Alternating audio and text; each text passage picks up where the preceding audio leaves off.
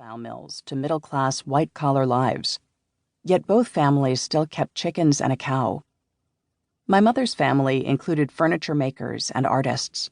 They all were amateur naturalists who knew the habits and habitats of birds, insects, and amphibians, who could name every wildflower, every tree, and the uses of its wood.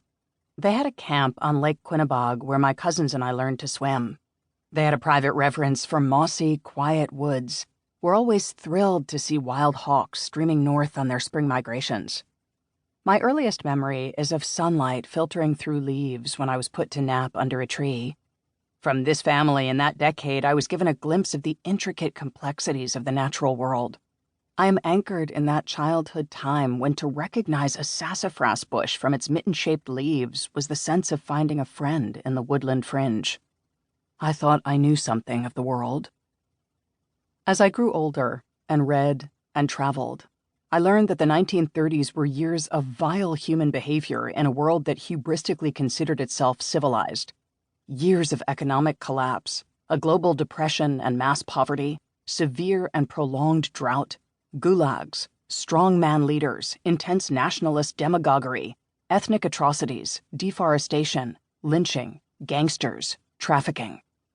In the ever-continuing name of progress, Western countries busily raped their own and other countries of minerals, timber, fish, and wildlife. They built dams and drained wetlands. It was the last decade of existence for the ivory-billed woodpecker in the southern swamps.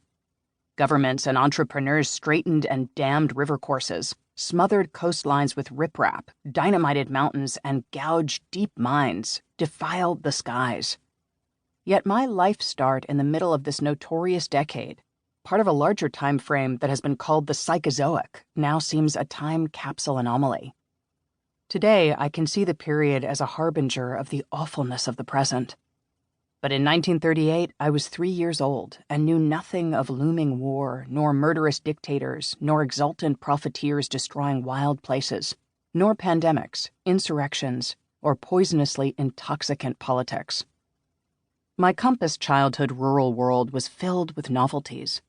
One day my mother led me through a blueberry thicket to a sudden swamp where she jumped from dry land to a grass tussock, then to another, and I tried to follow.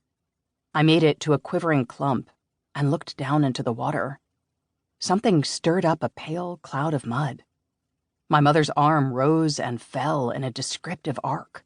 The next tussock was distant, and its grass stalks were strung with a zigzag centerline web occupied by a yellow and black tigerish spider.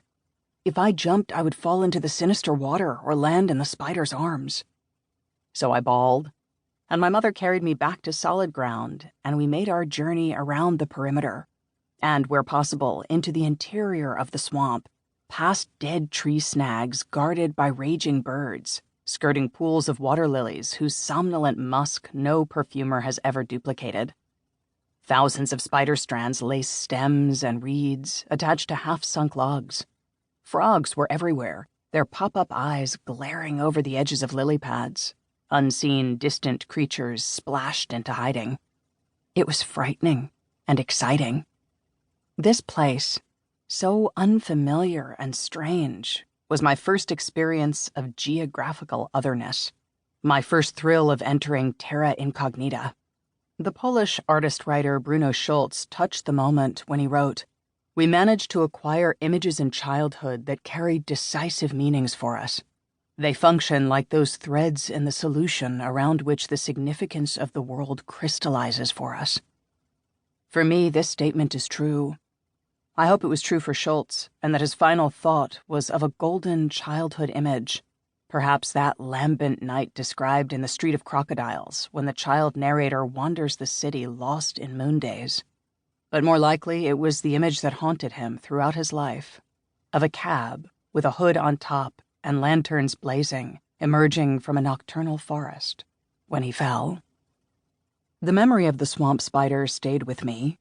Years later, I learned that the zigzag central line, or stabilimentum, in orb-weaving spider webs may serve to reinforce the web's strength against the catastrophic blunder of a flying bird. Some believe it can attract prey, as the stabilimentum is a brilliant, white, non-sticky silk that reflects UV waves which both birds and insects can